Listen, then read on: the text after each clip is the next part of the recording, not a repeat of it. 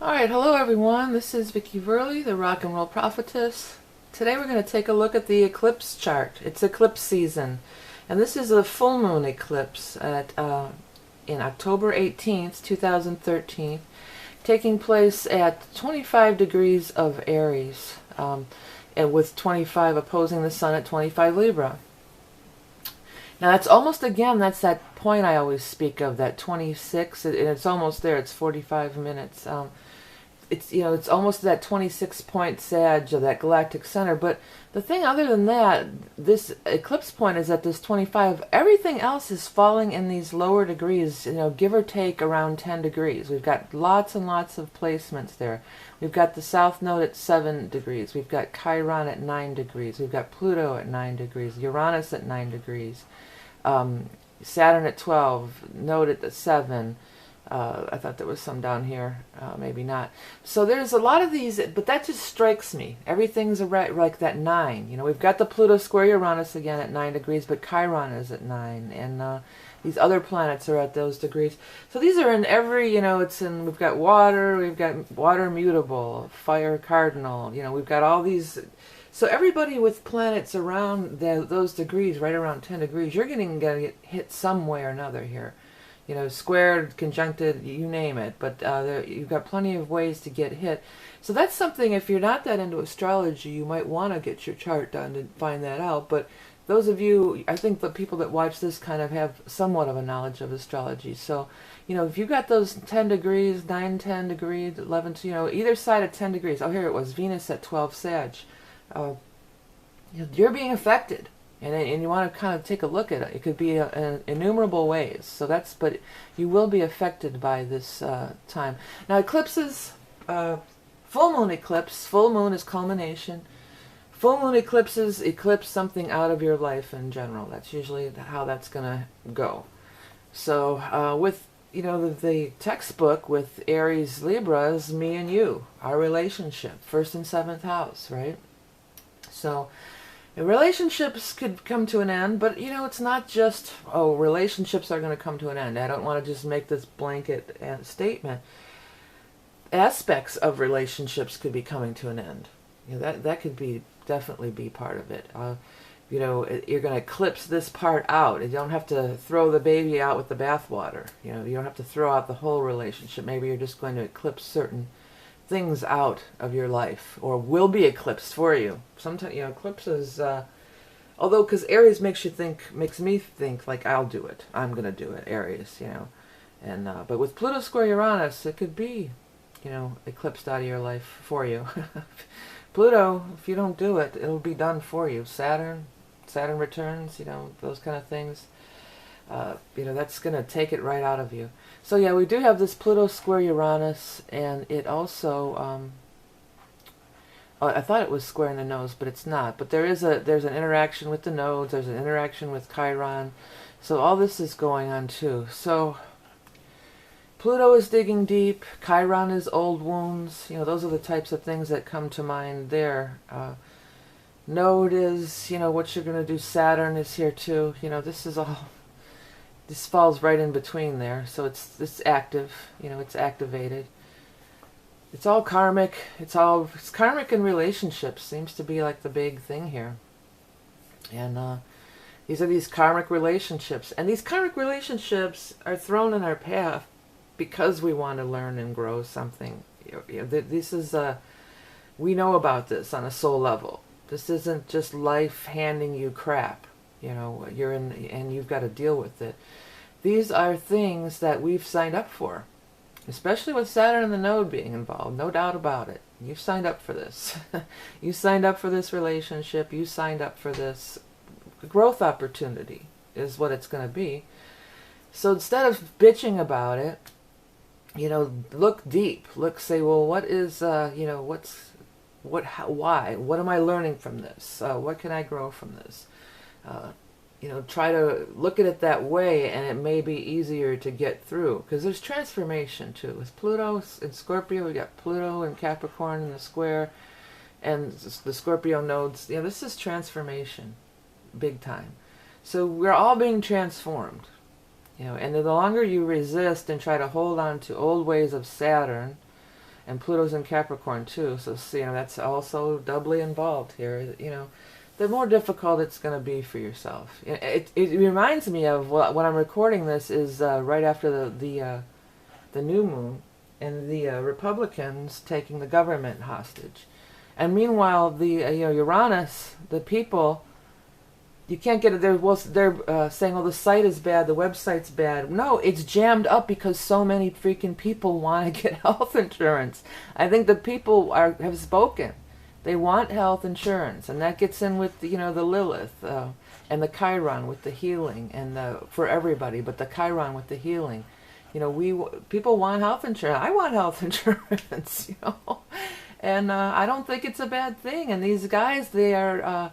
Saturn, we're gonna and Aries too, juvenile behavior, you know. So this is I'm recording this before this, so I feel like this would probably come to that would be coming to a head at that time or sooner, because if they're behaving like childish children, you know, and me, we're gonna do it my way, and you know, and but Libra is saying we can strike a partnership. And in the meantime, leading up to this, you know, this eclipse, regarding that topic, you know, the sun is in Libra this whole time. So there will be a good time. That is a good time for negotiations and stuff, to get that, make negotiations, reach agreements, you know, find a even ground. But in the meantime, you know, this is a lot of this Pluto-Uranus with the Chiron, I think, is this the healthcare plan, the Affordable Health Care Act, or Obamacare. And, you know, by the website being and the phone line being jammed up, it's because so many people want it. That wouldn't even be a factor, you know, and they're launching it on the web with Uranus, if nobody wanted it. You know, people want it, okay? Let go of that bone. You know, Saturn, let go of that old bone here and drop it. And let's move into the future and give people health care that they want, okay? All right, so off of that, I don't want to get off too much on a rant on that, because there's some other things I want to talk about. One of the things is Mars opposed Neptune exact at this point, and that's kind of interesting, because inherently Mars and Neptune are very different energy. You know, Mars is aggression and go-getter, the warrior, and Neptune is, you know, withdraw, be in spirit, be in contemplation. So they don't go together, and it's in the opposite signs of Neptune and Pisces, Neptune and Pisces, and Mars and Virgo. Now, factor in that Neptune is Pisces ruler. So Neptune's in its home planet over here. Mars is in Virgo, which is not its home thing. Mars is home planet is Aries, or ruling planet is Aries, and it's in Virgo. So it's like Mars would be pushing Virgo agenda. And Virgo is health. It brings us right back to that, right back to health. You know, I don't want to get on this tangent, but it does. Look, you know, Mars brings you back to health, and Neptune is the illusional things that they're trying to do. And Neptune also rules like video and film. Like some of these commercials are horrible. They're throwing up people with serious illnesses who are saying, they're talking about this serious illness, and then at the end of it they just say, and I don't know if Obamacare is going to cover me. Well, yeah, you don't know, but you just scare. You're these fear tactics. It's deplorable. It's just a horrible thing that they're doing. They're trying to use Neptune in its worst possible energy. So Neptune in its best, you know, is reaching into your soul, and that's what people have to do about this. You know, reach into your soul. What feels right? What makes sense? You know, this doesn't make sense what they're saying. If you listen, they're just trying to scare people. But Mars in healthcare, and aggression over healthcare. So maybe it will continue, or probably come to a head at this time. I'm guessing that this is when it's going to come to a head. But also the negative side of Virgo can be like stickling over every little thing. You know, well, this, and this, and nitpicky. You know, they can be kind of nitpicky. But, you know, Virgos, I get along with Virgos great, and I like Virgo energy. Virgos are hard worker, dependable, you know, reliable people, salt of the earth, you know, cool. I like them. I laid back for the most part, you know. But Mars energy is not laid back. And so, you know, you light a fire under Virgo energy, and it's, you know, it's hard to tell how it's going to come out. There's innumerable ways. You could, you know, you could get a lot done. You could get a lot accomplished, or you could get stuck down in fighting over nitpicky little details. So that remains to be seen, but it sure looks all signs are pointing back to maybe this healthcare thing coming to a head at that time. What's some other things? Oh, Venus trine Uranus. Now that's kind of a fun energy, and Venus is in Sag, you know. We've got all this heaviness, this heavy, serious Virgo and, you know, Scorpio and Capricorn. It's all pretty heavy and serious, and Pisces and deep. You know, Venus in Sag is kind of sparkly. It's a spark. You know, it's fun. Venus wants to have fun, and Sag is like, yeah, let's have some fun. And it was trining, what did I say? It was trining Uranus. It's kind of a wide orb, but it's in there. This is, you know, unexpected good things could happen. And this is, you know, again, Venus is more of one of the personal planets. So Venus is, you know, your everyday life. And it's saying, like, this could be some kind of spark of, or somebody could just do something just sweet for you. Just a little, do something sweet for somebody else. Just a little gesture, a little, you know, text or something, or send them a little note, or, you know, this is what this is. And it's just some little unexpected thing that just kind of puts a smile on your face and lifts your day. This is spontaneous fun for sure with the Uranus trine. You know, let's be spontaneous. Don't overthink it. If a fun opportunity comes up, something, you know, if you think you'll enjoy it, because Jupiter rules Sagittarius, Jupiter and Venus. If you're gonna, it'll bring you joy, it'll put you in joy, then do it. Drop everything on a dime and do it. Also, this is a trine. If there's nothing down here really, but if you have anything, so that's like, you know, around the 10 degree mark as well. So if you have anything like a 10 Leo, that would be filling in a grand trine for you. So think, you know, look into your chart at that. So if you have 10 Leo, big time unexpected opportunity. And then you have, you know, you take it further then. You look in your individual chart, of course, and then you say, well, if it were this were your natal chart, it would be in your 4th house, 7th, and 11th. So this would be fun with partnerships, groups.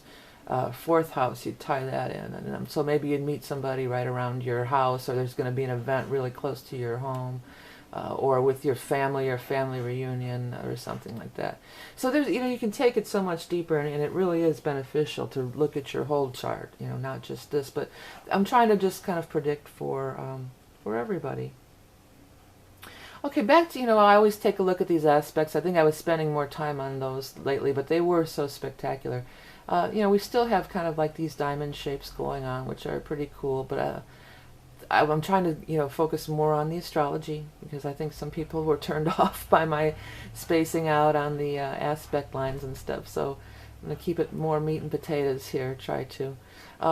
Overall, too, even though, you know, everything's really getting into Scorpio here. We've got this big cluster, and everybody's moving on into Scorpio, and we've got the bigger things holding space there. We've got the node and Saturn holding space there. So, and these, you know, the sun's going to be in there in a couple days. So we've got this cluster of Scorpio energy, you know. So that is going deep, change.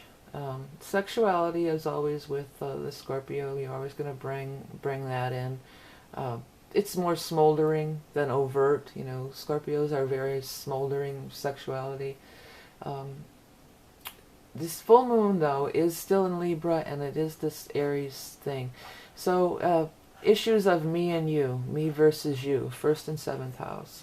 My way, me alone, or partnership, compromise. Libra, compromise. These are making, this is the, as far as these inner aspects, this is what stands out to me here. These two little things involving the node and the full moon eclipse point, and then it involves these planets over here. These are my focal points and areas of concentration, other than all these planets being at these 9 degrees, 8, 9, 10 degrees. So I guess that's about it for today. More eclipses to come. November 3rd, we're going to have a new moon eclipse in Scorpio. New moon eclipses are kind of better and more fun. Full moon eclipses can be a little bit of a bear, but know that something is being eclipsed out of your life and allow it to happen because it's for your the best overall, I guess you could say. All right, this is Vicki Verley, the Rock and Roll Prophetess. Thank you for watching. Thank you for donating and commenting and liking, and I'll talk to you soon. What is Organite?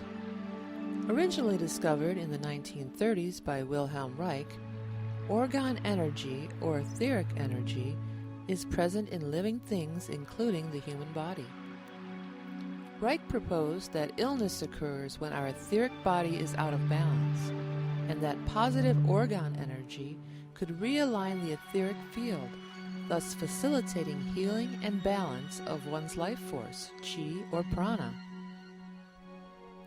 It has since been scientifically proven that energy called piezoelectricity, meaning electricity resulting from pressure, is created by the compression of certain materials such as quartz crystals, wood, salt, sugar, ceramics, and bones. As the resin cures in an organite piece, it shrinks and compresses the organic matter contained within. The energy emitted creates a positive energy generator. You really can feel the energy coming forth from these pieces. Organite clears the air and neutralizes negative emotions as well as electronic clutter from our high-tech devices. Each organite piece is lovingly hand-created using intuitive pairing of materials to enhance and raise vibration and aid in ascension and a spiritual awakening. I use materials from nature, including the bark from a sacred willow for grounding, and gold flakes to emulate the golden light basking down from the higher dimensions. Visit my Etsy shop for a wide selection of handmade orgone pieces, especially designed for spiritual growth, including heart opening, chakra alignment and activation, and more. Visit www.orgoneenergyflow.etsy.com to see more beautiful